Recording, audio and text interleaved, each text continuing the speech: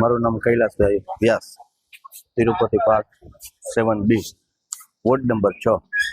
વારંવાર તકલીફ કમ્પ્લેન કરવા છતાં 3 વર્ષ ત્યાં તો બહુ જાજી સમસ્યાઓ છે। આ દુકાનદાર એની અંદર જે કામ કરે છે, જે ધંધો વેપાર કરે છે, એ લોકોને ઘણી બધી તકલીફો છે। આ હાલીને જવા વાળાને, મોટરસાઇકલ લઈને જવા વાળાને, છોકરાઓને, બાળકોને ઘણી બધી તકલીફ છે। હવે સરકાર આગળ ઘણી બધી અમે અપેક્ષાઓ રાખીને બેઠા છીએ કે હવે અમારો રોડ બની જશે। મેં સરકાર આગળ એટલી જ વિનંતી કરી શકીએ, જાજુ તમે ન કરી શકીએ। કેટલા સમયની સમસ્યા છે? 3 વર્ષ થયા તો એટલી બધી સમસ્યા છે। ગયા વર્ષે ખાલી માટી નાખી અને આયલા ગયા, એ પછી નથી કોઈ આવ્યું, નથી કોઈ કોર્પોરેટર જવાબ દેવા માટે આવ્યા, પૂછવા માટે આવ્યા। અહીંયા ઘણી બધી લાઇટની સમસ્યાઓ છે કે તમે રાત્રિના સમયમાં તમે આવો તો તમને ખબર પડે કે કઈ પ્રકારે માણસો હાલીને જઈ રહ્યા છે।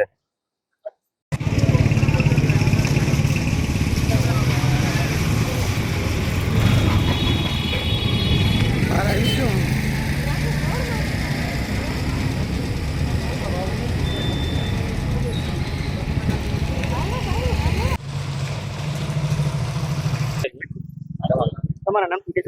મારું નામ વરપાલસિંહ વાઢે છે। વહેલામાં વહેલી તકે આ રોડ બની જાય એવી આશા રાખી છીએ અમે। અને અહીંયા અમને બધા વેપારીને તકલીફ પડે છે।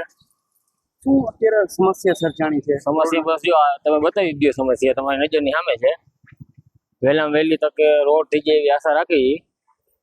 શું સમસ્યા છે અત્યારે અહીંયા? લોકોને શું તકલીફ પડે છે? તકલીફ એટલે બહુ સારી પડે છે। ખાડા ખબોચિયા થઈ ગયા છે, હલાય એવું છે ને, ગાડીઓ હલે એમ નથી।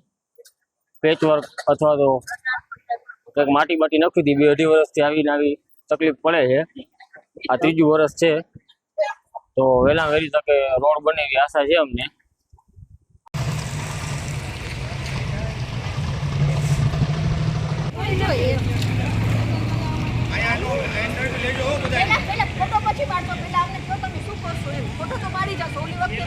આપણે સૌ જાણીએ છીએ આજે 1 જુલાઈ થઈ ગઈ છે અને સરકારી ચોપડા મુજબ 1 જૂનથી આપણે મોન્સૂન મહિનો શરૂ થઈ જતો એવું આપણે માનીને ચાલતા હોય છે। મારા વિસ્તારમાં અનેક જગ્યાએ ભૂગર્ભ ગટરની લાઈન લેઇંગનું કામ થયું છે, પાણીની લાઈનનું કામ થયું છે, બરોબર। ગુજરાત ગેસ દ્વારા ગેસ લાઈન નાખવામાં આવેલી છે, જીઓ કેબલ દ્વારા કેબલો પાથરવામાં આવેલા છે। આ બધી જગ્યા ઉપર પેચકામ કરવાની જવાબદારી કોર્પોરેશનની હોય છે, કેમ કે જે તે કંપનીઓ એમની લાઈન પડી ગયા પછી એના પેચવર્ક માટેના પૈસા કોર્પોરેશનમાં જમા કરાવી દેતી હોય છે। અને આપ સૌ જાણીએ છીએ કે ભાઈ જૂન મહિનામાં વરસાદ આવવાનો જ છે, તો આ મહિના પહેલા આપણી સંપૂર્ણ તૈયારી હોવી જોઈએ કે એના ટેન્ડર મંજૂર થઈ જવા જોઈએ, જે તે કોન્ટ્રાક્ટરને વર્ક ઓર્ડર આપી દેવો જોઈએ અને આ મહિના પહેલા જો આપણે જેટલું કામ કરી શકતા હોય એટલું કરી લેવું જોઈએ। પણ આ તંત્રની અને સરકારની બેદરકારી છે કે ભાઈ આપણે જાણી જોઈને આ વસ્તુ ઉપર આપણે એડવાન્સમાં પગલાં નથી લેતા અને આવા ચોમાસાની વચ્ચે પબ્લિકને હાલાકી ભોગવવી પડતી હોય છે, બરોબર છે। કોઈ પણ જાતની મેડિકલ સિચ્યુએશન હોય કે કોઈ પણ જાતની એમ્બ્યુલન્સ અથવા તો કોઈને જાતે લઈ જવા હોય હોસ્પિટલ હોય તો પણ બહુ જાજી તકલીફ હોય છે। બહાર ગામથી આવા સમય આપણા વિસ્તારમાં ટુરિઝમ આવતા હોય, મહેમાનો આવતા હોય, એ લોકો આપણી આ દુર્દશા જોઈને આબરૂ લઈ જતા હોય છે, બરોબર। અને અનેકવાર મેં લેખિત અને મૌખિક રજૂઆતો કરેલી છે। આવે સ્થળ ઉપર જોઈ જાય, થઈ જશે, ફોન કરીએ પછી કોઈ રિસ્પોન્સ મળે નહીં અમને। સ્થળ ઉપર કોઈ દી જમીની કાર્યવાહી કાંઈ કરવામાં આવતી નથી। અમે જ્યારે ફોન કરીએ ત્યારે એમ કહીએ કે ભાઈ ફાઇલો મંજૂરીમાં મૂકેલી છે, હજી સુધી મંજૂર થઈ નથી।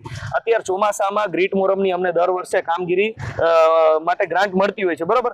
હજી આજે 1 જુલાઈ થઈ ગઈ છે, હજી સુધી સ્ટેન્ડિંગ કમિટીમાંથી ગ્રીટ મોરમની ગ્રાન્ટ મંજૂર કરવામાં આવી નથી। પબ્લિક અમને રાવ ફરિયાદ કરે છે કે રાહુલભાઈ કીચડ જ્યાં છે ત્યાં અમને ગ્રીટ મોરમ કાંઈક પથરાવી દો તો અમે આ ચોમાસા પૂરતા અમે ત્યાંથી પસાર થઈ શકીએ, પણ હજી સુધી આવી કોઈ કાર્યવાહી હાથ ધરવામાં આવી નથી। અને પબ્લિકમાં અમે કાંઈક મોટું લઈને જાય તો પણ અમે પબ્લિકને શું જવાબ દઈએ? અમે આ આવકારો દઈ શકીએ? કેટલા સમયની સમસ્યા છે? સમસ્યા તો ગયા 3 વર્ષથી છે। ગયા 3 વર્ષથી અમે પબ્લિકને આવકારો દેતા રહી જાય છે કે ભાઈ આ કામ થઈ જશે। અધિકારીઓને અને જે શાસક પક્ષના નેતાઓ છે એમને અમે ફરિયાદ કરતા હોય કે ભાઈ આના ઉપર હવે તો પગલાં લ્યો। 3 વર્ષથી ભૂગર્ભના કામ ચાલુ છે, બરોબર, તો જે કામ પતી ગયું છે ત્યાં તો પેચ કામ કરાવો। જે જગ્યાએ કામ પેન્ડિંગ હોય, કામ ચાલુ હોય એ જગ્યાએ ન થાય તો આપણે સમજીએ કે ભાઈ કાંઈ વાંધો નહીં,